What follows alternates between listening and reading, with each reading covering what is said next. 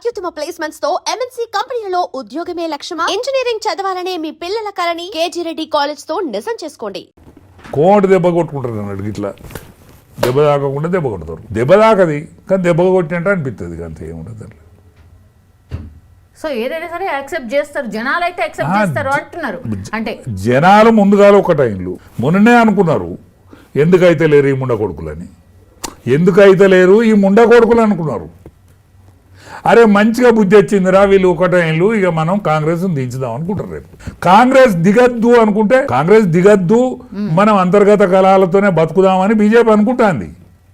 కానీ అధిష్టానం అనుకుంటలేదు, బీజేపీ నాయకత్వం అనుకుంటుంది ఒంటరిగానే పోటీ చేస్తామని అనుకుంటాను. అందరు కాదు, కొందరు పాత బీజేపీ సెక్షను ఇక్కడున్న ఆర్ఎస్ఎస్కు ప్రథమ భూమిక పోషించేటువంటి కాచం రమేష్ అనుకుంటాడు. కాచం రమేష్ సంఘం తరఫున చూస్తాడు పెత్తనం, ఆయన అనుకుంటాడు అన్నీ ఒకని బీజేపీ రావద్దని. పాత బీజేపీలో ఉన్నటువంటి నాయకత్వం కూడా అన్నీ ఒకని బీజేపీ రావద్దు అనుకుంటుంది. కానీ అధిష్టాన వర్గం ఏదైతే ఉన్నదో అధిష్టానం బీజేపీ రావాలనుకుంటుంది. ఇక్కడ అధిష్టాన వర్గంలో కూడా ఒకే ఒక నాయకుడు ఉన్నాడు, ఆయన కావద్దు అనుకుంటాడు.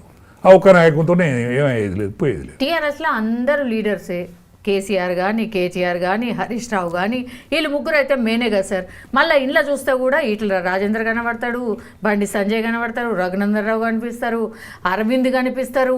వీళ్ళందరూ ఏమైపోవాలి? వీళ్ళందరికీ ఇష్టమేనమ్మా, వీళ్ళందరికీ కూడా ఇష్టమే సార్. ఒక పాత బీజేపీ తప్ప, పాత బీజేపీలో ఉన్న నాయకత్వాన్ని తప్ప ఇష్టమే. కానీ పాత ఉన్న బీజేపీకి కూడా వాళ్ళ నాయకత్వంకు ఎసరత్తు అన్నప్పుడు వాళ్ళకు కూడా ఇష్టమే. వాళ్ళ నాయకత్వానికి దబ్బున తిప్పలెత్తది అనుకుంటే వాళ్ళకు కూడా ఇష్టమే. ఏం కాదమ్మా, మనం గాబరపడాల్సిన అక్కర్లేదు. రాజయ్య యాదవ్ చెప్పేది 100కి 100 నిజమవుతుంది. ఇక్కడ శేఖర్ అనే ప్రొఫెసర్ అనేక మందిని జమ చేస్తాడు, ఆఫీసు కూడా తీసుకుంటాను, ఇక్కడ ఆఫీసు కూడా తీసుకుంటాను. ఇక్కడున్న ఆంధ్ర కాపులు కానీ తెలంగాణ కాపులు కానీ ఒక్క తాటి మీదకి వస్తాను. మున్నూరు కాపులు ముదిరాజులు యాదవులు గౌడ్స్ ఒక్కటైతే ఖచ్చితంగా రాజ్యం వచ్చి తీరుతుంది. రాజ్యం రావడానికి ఈ వర్గాలన్నీ ఈ పార్టీలలో ఉన్నాయి. నేను చెప్పబోయే నాయకుడు ఎవడైతున్నాడో ఇదే గ్లామరస్ పర్సనాలిటీ, అందరిని కూడా ఒక్క తాటి మీద తీసుకొచ్చేటువంటి పర్సనాలిటీ, కేంద్రంకు నమ్మకస్తుడు కాబట్టి ఖచ్చితంగా అయి తీరుతుంది. ఇక బీఆర్ఎస్ జెండా ఉండదు, అంతేనా? బీఆర్ఎస్ జెండా ఉంటుందా, జెండాలు ఎవరి జెండాలు వాళ్ళకు ఉంటాయా, ఒకే జెండా కింద పనిచేస్తారా అనేది అది వేరే ముచ్చట. ఇప్పుడు తెలంగాణ, ఇప్పుడు ఆంధ్రాలో ఉన్నది, ఆంధ్రాలో బీజేపీ, టీఆర్ఎస్, మన తెలుగుదేశం, జనసేన పార్టీ కూటమిలాగా ఉంటుంది. ఇక్కడ కూడా కూటమి ఉంటుంది. సో మరి కవిత గారు చెప్పినట్టు బీజేపీ బీఆర్ఎస్ ఒక్కటే తనైతే విలీనం చేయబోతున్నారని మాట్లాడిండ్రు. మరి విలీనమే ఉంటుందా లేకపోతే మీరన్నట్టు కూటమే ఉంటుందా?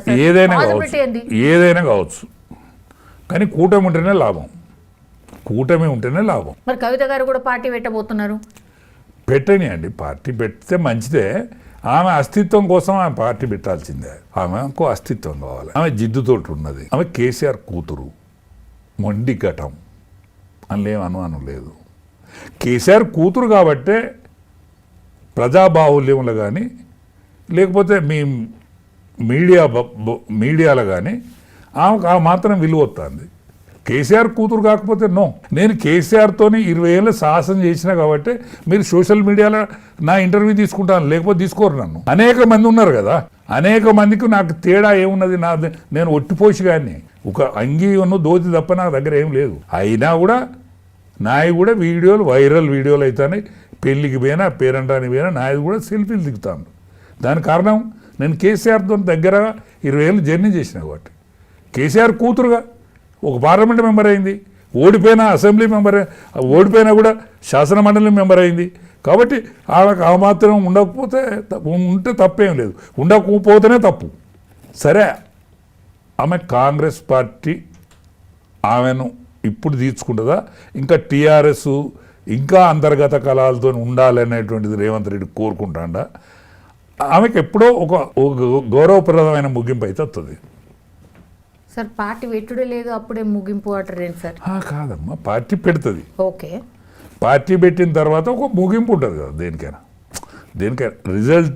రిజల్టా రాదు సిద్దిపేటను ఒక కార్పొరేటర్ను బతిలాడి లేకపోతే 4 పైసలు ఇచ్చో రాజీనామా చేయించి నిలబడవను. మొత్తం యావత్ మెదక్ జిల్లాలో ఒక సర్పంచ్కి నిలబడవను, గెలువను. ఇదే రాజే యాదవ్ ఛాలెంజ్ చేస్తాడు, హరీష్ రావు ఛాలెంజ్ చేస్తలేడు. ప్రజాదరణ లేదు. కుటుంబ కలహాల మీద ఆమెకు వచ్చే ఇమేజ్ తప్ప వేరేం లేదు. అంటే ఓట్ల రూపంలో ఓట్లు రావు. మున్సిపాలిటీ గెలిచింది కదా, ఆమె సుభాష్ చంద్రబోస్ పార్టీ ఏదో ఉన్నది, అవును, ఆ పార్టీకి 4 పైసలు ఇచ్చింది, 4 పైసలు ఖర్చు పెట్టింది. వాళ్ళు గెలిచిన మాట వాస్తవం. కానీ ఆమె ఎవరు మాకు తెలియదు, మేము కాంగ్రెస్ అన్నారు. వాళ్ళే ఈ కండువలు కప్పుకున్నారు, కాంగ్రెస్ అన్నారు. ఈవెన్ ఫోటో చూసిన నేను, వాళ్ళు పక్క పండి చూసిన ఫోటో చూసిన, వాళ్ళే స్టేట్మెంట్ ఇచ్చిన మేము కాంగ్రెస్ అన్నారు. దాని పాపం ఆమె ఏం చేస్తుంది? వాళ్ళు ఆమె దగ్గర నుంచి పోయినప్పుడు ఏం చేస్తుంది? అనేక పార్టీలలో గెలిచిన వాళ్ళు కూడా గట్టినే పేలు కదా. వాళ్ళు ఏం చేయనప్పుడు ఈమె మాత్రం ఏం చేస్తుంది? ఆమెదేం తప్పలేదు. వాళ్ళాడ నిలబడ్డరు, రిపబ్లికన్ పార్టీ పేరు నిలబడ్డరు, గెలిచిండ్రు. వాళ్ళు అట్లనే నిలబడితే మంచిగా ఉండు, ఈమె కూడా ఒక గౌరవం దక్కేది. ఆమె కూడా రిపబ్లికన్ పార్టీ అని పెట్టుకున్నో ఏమో. ఆమె ఇప్పుడు మేలను ఎప్పుడో పార్టీ పెట్టబోతోంది అని అనౌన్స్ చేసింది సార్. నేను కొత్త లీడర్లనే పెట్టుకుంటా, నాకు చాలా మంది ఫోన్లు చేస్తున్నారు, వస్తామని చెప్తున్నారు, అయినా సరే నేను ఇప్పుడే ఏమీ చెప్పదలుచుకోలేదు ఆర్ పిలవదలుచుకోలేదు అన్న మాట చెప్తున్నారు సార్. సరే అమ్మా, కొత్త లీడర్లను పెట్టుకొని కొత్తగానే పోటీ చేయను, దాంట్లో ఏమున్నది? నేను 2 ఛాలెంజ్ చెప్పినమ్మా ఆయనకు, కార్పొరేటర్ అన్నా ఏదన్నా సర్పంచ్ అన్నా. లేదు పార్టీ పరువు ఎందుకు పోవాలనుకుంటే పార్టీ పెట్టుకొని ల్యాండ్ చేసి మళ్ళీ 3 సంవత్సరాలకు అసెంబ్లీ మెంబర్లు. ఇప్పుడు కార్పొరేషన్ ఎన్నికలున్నాయి కదా, కార్పొరేషన్ ఒంటరిగా పోటీ చేస్తుందా లేకపోతే కాంగ్రెస్తో పొత్తు పెట్టుకుంటుందా? కార్పొరేషన్ ఎన్నికలు లేకపోతే ఇప్పుడు నేను కార్పొరేషన్ ఎన్నికలు కాదు, విస్తృతపరిచినాక పార్టీని విస్తృతపరిచినాక అసెంబ్లీ ఎన్నికలన్నా పాల్గొంటా అంటే పాల్గొనని. తన లైన్ బీసీ లైన్ సార్. బీసీల కోసం మీ బీసీల కోసమే పోరాటం చేస్తా అంటున్నారు. ఆమె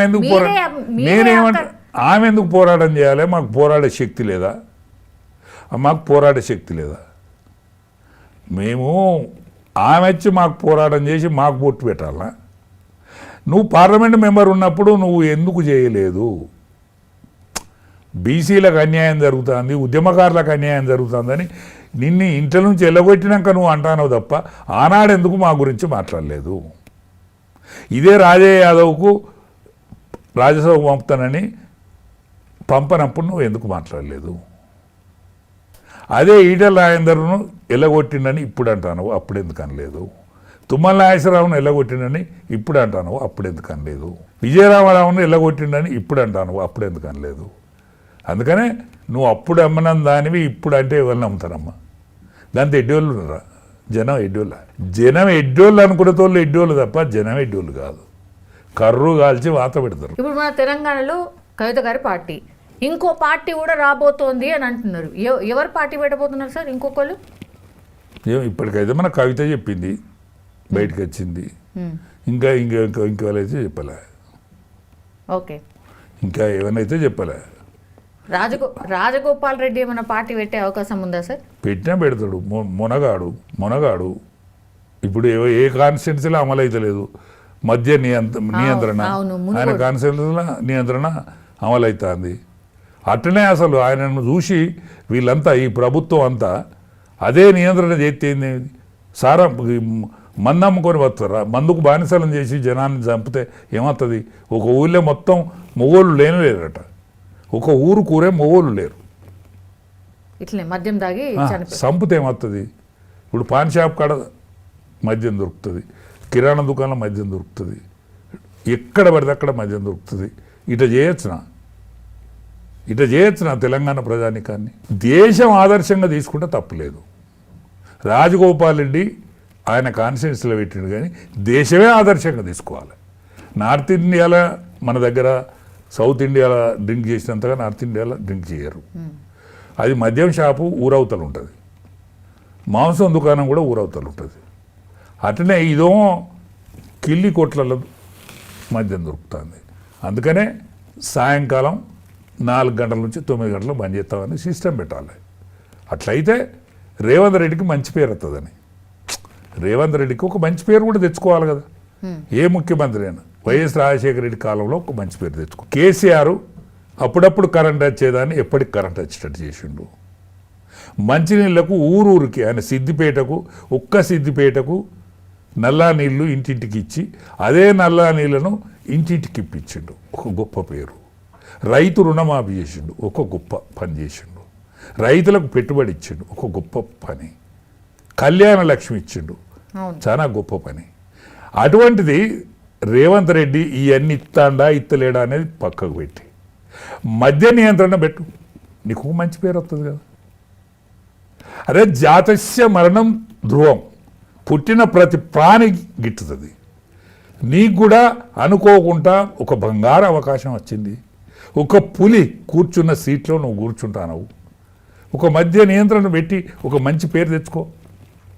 శాశ్వతం కాదు ఎవడు. 100 ఏళ్ళు 100 ఏళ్ళ కంటే ఎక్కువ శ్వాస తీసుకునే మనిషి బతకడు. అందుకనే 1000 ఏళ్ళ కీర్తిని ఆర్జించు. 5 ఏళ్ళు పరిపాలించి 1000 ఏళ్ళ కీర్తిని ఆర్జించు. పేద ప్రజానీకానికి ఒక గొప్ప సాయం చేసి పో. రాజగోపాల్ రెడ్డి ఇప్పుడు ఎదిరిస్తున్నాడు, అధిష్టానాన్ని ఎదిరిస్తున్నాడు, లేదంటే సీఎం రేవంత్ రెడ్డిని ప్రశ్నిస్తున్నాడు. నాకు మంత్రి పదవి ఇవ్వకపోతే అసలు నాకు ప్రామిస్ చేసినవు అన్నట్టుగా ఆయనకు ఇష్టమని తీసుకొచ్చిండ్రు. చామల కిరణ్ కుమార్ రెడ్డిని గెలిపించే నాడు కూడా ఆ హామీ ఇచ్చిండ్రు. ఆయనకి ఇస్తలేరు. మరి ఇప్పుడు 2 అన్నదమ్ములు అంటారు. ఆనాడు 2 అన్నదమ్ములే కదా వాళ్ళు. ఇవ్వాలనే ఇలా 2 అన్నదమ్ములు. రాజగోపాల్ వాళ్ళు 2 అన్నదమ్ములో తెలుసు. ఇవ్వాలనే కాలేదు కదా. వాళ్ళు 2 రాజకీయాలలో ఉన్నారు. ఆనాడు ఎందుకు ఇచ్చినావు, ఇప్పుడు ఎందుకు అంటున్నావు? అదే క్వశ్చన్ చేస్తున్నాడు కదా. అదే రేపు రాబోయే రోజులలో ఒక 3 పార్టీల కలయికతో పాటు రాజగోపాల్ రెడ్డి కూడా ఆయన కూడా తెలంగాణ కాంగ్రెస్ పార్టీ పేరు పెట్టి 4వ పార్టీ కూడా కలుతుందని అనుకుంటాను నేను. ఎందుకంటే ఇక్కడ మనకు ఒక షిండే కుడతాడని అనుకున్నాం మనం. మహారాష్ట్రలో ఒక శరద్ పవార్ కొడుకు ఒక పార్టీ పెడతాడని అనుకున్నాం. స్వర్గీయ మొన్న ఉప ముఖ్యమంత్రి అనుకున్నాం. ఇవన్నీ జరిగినాయి కదా. ఇప్పుడు శివసేన చీలిపోయింది, వీళ్ళ కాంగ్రెస్ పార్టీ చీలిపోయింది, శరద్ పవార్ కాంగ్రెస్ పార్టీ చీలిపోయింది, ఇవాళ బీజేపీ అధికారంలోకి వచ్చింది. అట్లనే ఇక్కడ కూడా అవుతుంది. ఎందుకు కావద్దు? ఒక స్ట్రేట్ ఫార్వర్డ్ మనిషి ఆయనే, అరమరికలు లేనోడు, పేద ప్రజానీకం అంటే ఇష్టపడతాడు. ఇప్పుడు మా కవితమ్మకు కదా బీసీల మీద ఎట్లయితే ఇష్టమో, కవితకు బీసీలు అంటే బాగా ప్రేమ కదా. అదనాగాన్ల మీద ప్రేమ. అదనాగాన్లం మేము అన్నాడు. మేము ఉద్యమం చేసినప్పుడు నువ్వు ఎక్కడున్నావు తల్లి, అదనాగాన్ల మీద ఇప్పుడు ప్రేమ పుట్టుకొస్తుంది. నువ్వు అధికారంలో ఉన్నప్పుడు ప్రేమ పుడితే మేమందరం మంచి పొజిషన్లో ఉంటుంది కదా. ఉద్యమకారులు ఎవడు వెళ్ళిపోకపోవు కదా. ఆ పార్టీ 100 ఏళ్ళు వర్ధిల్లు కదా.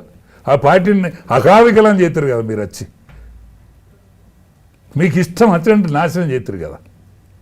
ఆడుకుంటారు కదా. నువ్వు కిరాయించి ఉంటావు కదా. ఇవాళ ఆ బంగ్లా అంతుబట్టని బంగ్లా ఉన్నదట.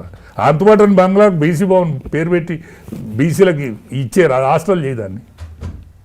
హాస్టల్ చేయి, నమ్ముతాం, సల్యూట్ కొడతాం, దండం పెడతాం. బీసీ భవన్ చేయి. నీకున్న పైసలు ఎన్ని పైసలు అవుతున్నాయో, బంగారం ఎంత ఉన్నదో అమ్మి మా బీసీలను ఉద్ధరించు, మా బీసీ పిల్లగాళ్ళకి హాస్టల్ చేయదాన్ని. ఆనాడు నువ్వు నిజమైన బీసీ అని అనుకుంటాం, బీసీలో ఉద్ధరిస్తామని అనుకుంటాం. చూద్దాం సార్. మీరు అన్ని బ్లాస్టింగ్ విషయాలే చెప్పారు. రాజగోపాల్ రెడ్డి మేబీ పార్టీ పెడితే పెట్టచ్చు అన్నారు. ఎట్లాగూ కవిత గారు పార్టీ పెడుతున్నారని అదే తెలుసు. కానీ ఫస్ట్ చెప్పినదే మరి అది ఎప్పుడు ఏంది అనేది చూద్దాం సార్.